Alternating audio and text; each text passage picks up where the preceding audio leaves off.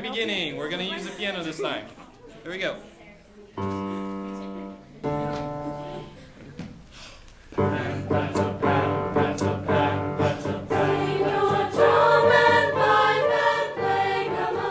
Chapman has had a pretty rich tradition of music. I mean, they had orchestra from the beginning, which we don't have anymore.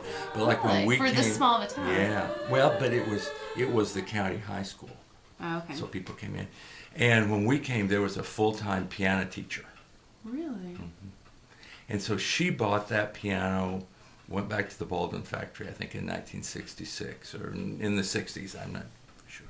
When we came, it was rarely used. I mean, like for maybe a student piano recital, a few times, once.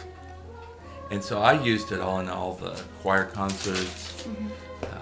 So, it got used for the major concerts, I think. It was something you pulled out for special times. Yeah. Oh, yeah. It wasn't sitting out the whole time. I remember all the alumni sending things to teachers saying, well, what about the grand piano back? I mean, that was the first question that a lot of the music students had. Really, after the tornado? Was what about the grand piano that's backstage? We just had to find a few people that was willing to go in there and salvage it and move it into the band room. But at that point, the roof had caved in, and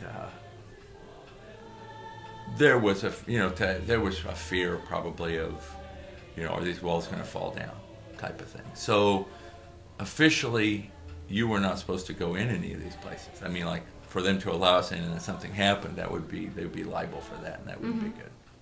We entered through the door, the little door that's boarded up there, and there was all kinds of debris all the way down into this area, and then pretty much in this corner where this wall was where the piano was, and it had a little wooden box that kind of encased it in case things fell on it, which in this case saved it from getting, I think there was several cinder blocks that had fallen from the roof that was leaning, or that had fallen on top of that wood.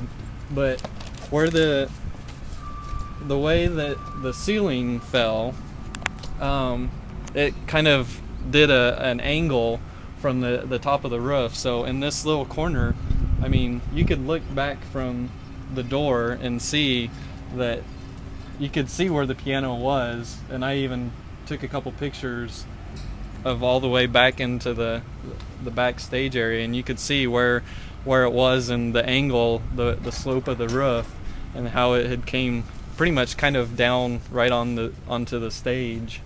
And there was also like a big metal rack that stored our orchestra risers, the big 4x8 seats. You got those out too, right? And we got those out too. Well, they were actually sort of right next to the piano, and so it just made good sense. And so we just moved it from there into the band room, which we knew was safe, maybe leaking, but we made sure we put it in a spot that wasn't leaking. And then, as far as anybody knew, it was always stored in the band room, and we were safe. I looked at it. I mean, I sneaked in on stage, and basically at that point you were like maybe having to crawl over a girder or stuff like that. But I didn't feel like my life was threatened. You felt bad because we weren't supposed to be out there. I mean, like we were officially told don't.